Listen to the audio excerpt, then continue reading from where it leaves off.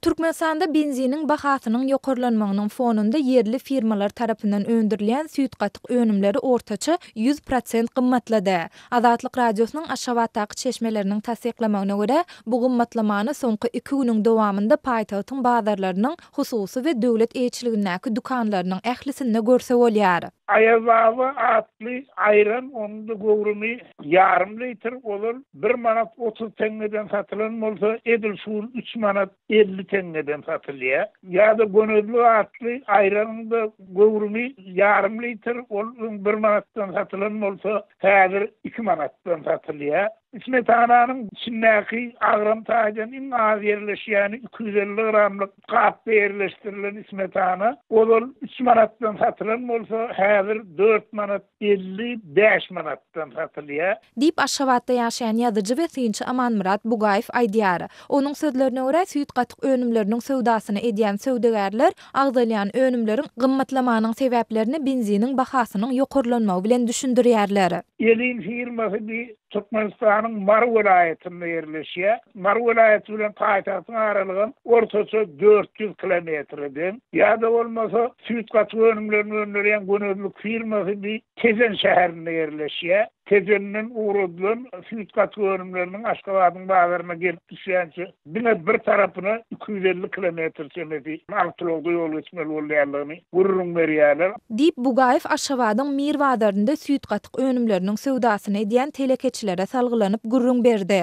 Galy bersede telekeçiler häzirki bahalaryň soňky gymmatlama bolmadygynyň ähtimaldygyny, sebäbi fevral aýynyň ahyrına agdalýan firmalaryň öz öndürilýän süýt-gatyk önümleriniň näçe düşýändigini we olary paýtagtyň bazarlaryna ýetirýänçe edýän çykdagylaryny gaýtadan hasaplap, bu ady garytlaryny täze narh kesitlemegi gödöňünde tutýandygyny aýdýarlar. Bu aralykda ýurduň Demiradyk welaýety Daşowda un bilen baglanşykly meseleniň barha ýitileşip, dukanlaryň öňünde adamlaryň uly nowatlarynyň we başabaşlyklarynyň emele gelendigini Azatlyk radiosynyň bu welaýetdaky çeşmeleri habar berýärler.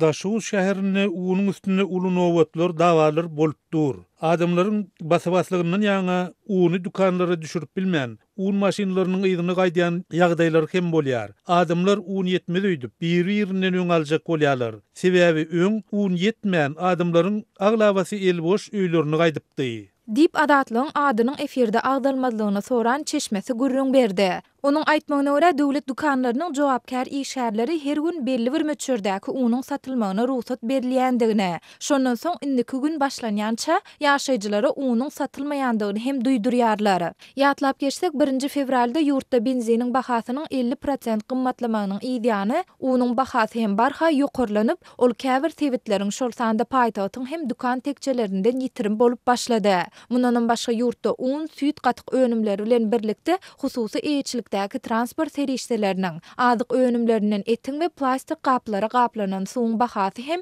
ortaça 70% gymmatlady. Galy bersede Türkmenistanyň Merkezi Banky dollaryň resmi kursuny 3 manat 50 tenge möçüründe saklap galýan mahaly soňky günlerde onuň gara bazardaky narhy taryhda rekord derejesine ýetip, ýurdun käbir regionlarynda 13 manatdan hem aşdy. Türkmen häkimetleri we media serişleri ýokarda aýdylan gymmatlamalar we olaryň ilata ýetirýän täsirleri barada ilat köpçüligine häzirçe düşünürşýärdi, maglumat bermän gelýärler. Munyň deregine resmi medeniýetde ýurdun bede wady bilen ösýändigi barada ýyly giderli reportajlar görkezilýär ýa-da çap edilýär.